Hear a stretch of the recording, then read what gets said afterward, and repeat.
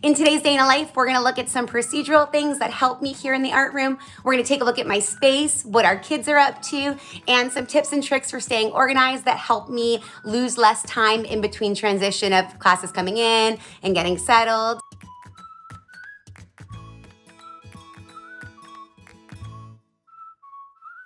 All right, it is Monday. It is almost 5:30. My son sleeps until about 6:15, so we have some coffee time and get lunch ready time. All right, and now we sit for a little bit. Hey everyone, my name is Renae Greene and I am an elementary and intermediate art teacher in South Central Pennsylvania. I teach grades 1 through 6, but I do spend most of my time with our 5th and 6th graders in our intermediate building in our district. There's one day out of every 6 that I travel over to one of our elementaries and I teach grades 1 through 4 there on that day. So make sure you like this video and subscribe to the Art of Education University for more day in the life videos. Okay, when you enter our school, my room is one of the first things that you see. And then I have the display cabinets that look into my art room. They provide a little bit of light because I don't have any natural windows other than the 2 skylights in my room. And here's my welcome with my bulletin board and then my room.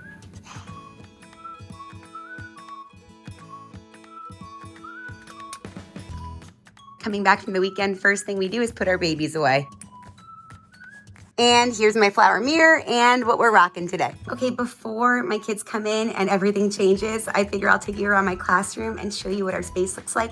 Typically, when we are making art, I only have the one set of lights on, which are right there by our skylight. This is my desk. There is not a ton of free space, but it's because I have a ton of knickknacks that make me happy. It's a lot. So next to my desk is a counter area, and this is typically where my paper cutter is, where my document camera is. This is the view of my classroom when I am teaching behind my document camera, which is here, which I couldn't live without this thing. I love it so much. It's amazing. And from my document camera, I have a bunch of storage here in this stand-up and filing cabinet. One thing my classroom has a ton of, and that I'm super lucky for, is the amount of storage. Just between the counter and my desk, I have 13 drawers. And this entire wall is also all storage. I have 2 bump outs here. Each one has 2 sinks. So I have 4 total, but then each sink has 3 faucets. So, there could be a total of 12 kids all cleaning their hands at the same time, which is really awesome. So to go along with our cleanup, I have paper towel. We also are provided wipes, which is a really great thing. But when any of those run out, or if we don't have any, we have our towels here on our little hanging octopus. Who doesn't love that? Look at it. It's spinning and the kids adore it. And through the tentacles of our octopus, we have our drying racks. This is where we keep, obviously, anything that is wet. And aside from sinks and cabinet space, the actual setup of my room is 8 tables. Each table has a corresponding color with these little paint buckets that I made many, many years ago that hang above the tables. It's also how we organize our jobs. So I will call a specific table color, and then that table knows that they're on call for today. This is where I keep any supply that we are going to be using for the day out and available for our distributors to pass out. So these magazine holders to the left are where we keep our individual classes, sketchbooks. These bins have scented markers, color pencils, and crayons. This is our lovely dried marker bin. On this open wall shelving is where I keep all of the classes that I currently have, their work, as well as some scrap paper bins. This is very much a mixture of finished projects and in progress projects. These are my favorite things on earth. These are lunch trays I got from our cafeteria ladies, and there are flat ones. And then they were even getting rid of some of the older divided ones. When we're painting, everything is on here and it spares the table of a ton of water. And this over here in the back is an area for them to chill out. If they finish early, they can take their sketchbook and sit over here. I think it helps create a really nice vibe for them. So from the cozy corner, we go over here to our maker space. And our maker space is really just an area with a lot of different building options for them. There are some connector straws and magnet blocks. There's Play-Doh and kinetic sand. So this is just sensory and building. Also an option for people that are done and are early finishers. Over here are drawing supplies and some little lap boards so they can sit in the cozy corner. It's funny, but when I originally made this makerspace sign, I worked between 3 schools. I tried to make like 3 of everything that I had so the rooms would be pretty identical. So when I made this sign, I made 3 signs like this. So it's just really nice not to have to do that anymore. We have a few minutes, so I'm gonna go put my lunchbox in the fridge before I forget that and my lunch spoils. So before my kids come in, I'd like to share what they're working on so you have an idea of like what you'll see today from them when they are in action. My first class is my 5th grade group and they are painting. So we're gonna set up their stuff first.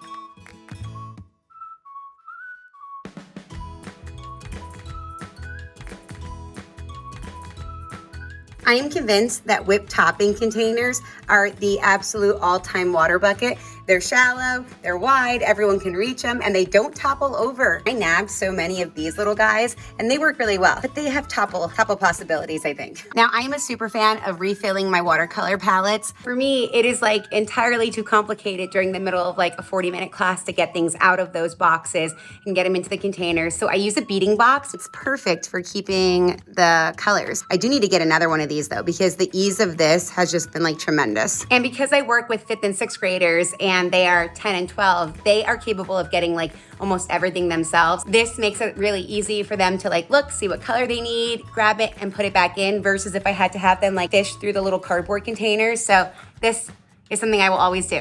So with my 5th grade, they're working on a printed 3D cityscape. So this project combines a little bit of painting and designing, architecture, printing, and collaging. So like I love a project that isn't one note, but that includes a lot of different experiences for them. I want to pack it with as much in terms of medium and processes that I possibly can. So they designed one city, but then we take their prints and cut them apart and reconfigure them so that each of the 3 parts of their city look different. And then the class that you see today, you are gonna see paint the background. So they'll paint their background today. They start off by tracing a piece of cardboard that I cut. That gives them the size that their stamp will be later. And from here, they create their city. I feel like if you want their projects to be the best that they can be, they need some time to prepare their design and really practice. They will pick one to trace onto their styrofoam. And then I have them with a pencil just trace over their entire project. And when they remove their paper, then that will be indented into their foam. I will have them retrace their entire design again to make sure that their lines are carved deep enough to actually show up when they print. They will cut off their entire sky. We spend 2 days printing this with just black ink onto different colors of construction paper. And so after they're done printing, they'll have 3 prints. I tell them to leave one as it is so we can see their original design. And then the other 2, they are to cut and reconfigure. So I have them use tape. I found that when they use glue, they overlap a little too much and then their city kind of shrinks in width. On the day that they go to assemble, I have a little bin that I just chop up cardboard in and then they'll just need some glue. So they spend a few minutes just configuring how high up to place it and then they're gonna flip and start to put their layers. Now, they're always kind of concerned with like, how many layers did you do for the back one? And I tell them that it really depends on how far they want theirs to poke up. So I'm gonna do 2 for the back. And then once the cardboard is on, we are going to place it on the project.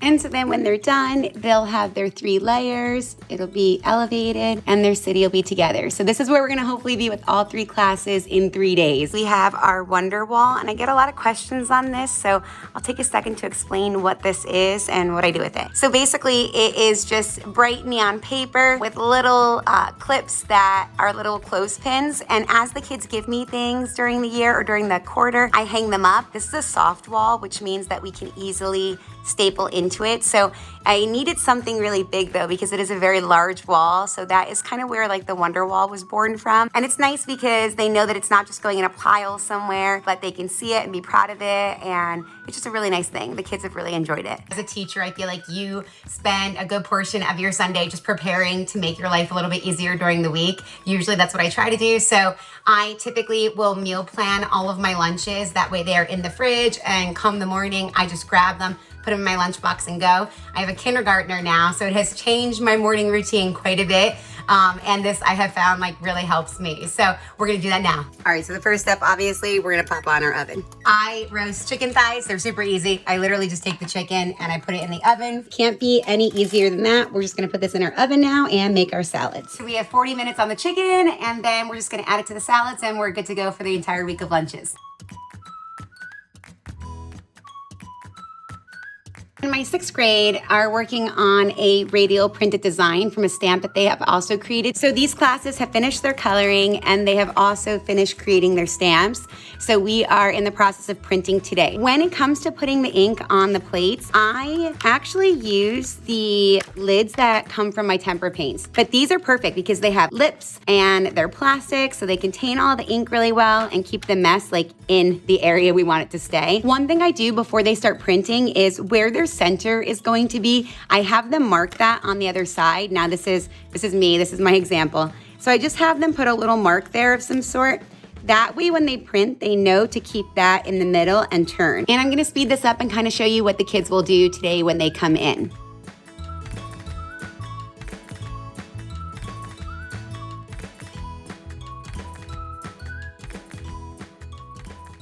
So they did a really good job. Like, I'm very impressed considering they only had today to print. So pretty. Sometimes I just want to like take their art home and hang it up in my home. It's really good. They did really good. So I had mentioned storage inside of my class, and the biggest thing that helps me with storage is really just putting as much artwork as I can, especially sculpture work, in the hallway or on display in other areas of the school. So this helped dramatically like what I had to store in my art room. Now right here, this closet is my main storage closet, so I will take you in there. So this is a look into my storage closet. It is very full, but it is actually organized.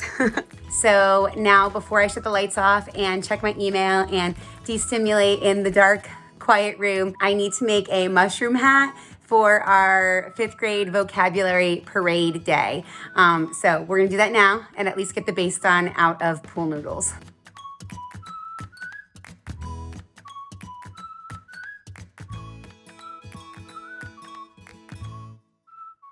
So this is gonna be like the base of the mushroom cap. And now I'm gonna make the top. Now if I don't topple over, that'll be even better. Yeah, look at that. Okay. I think it will work. We should be good. It's pretty sturdy too. I am going to finish out by putting some projects that have been glazed by my 5th graders in a previous class into the kiln.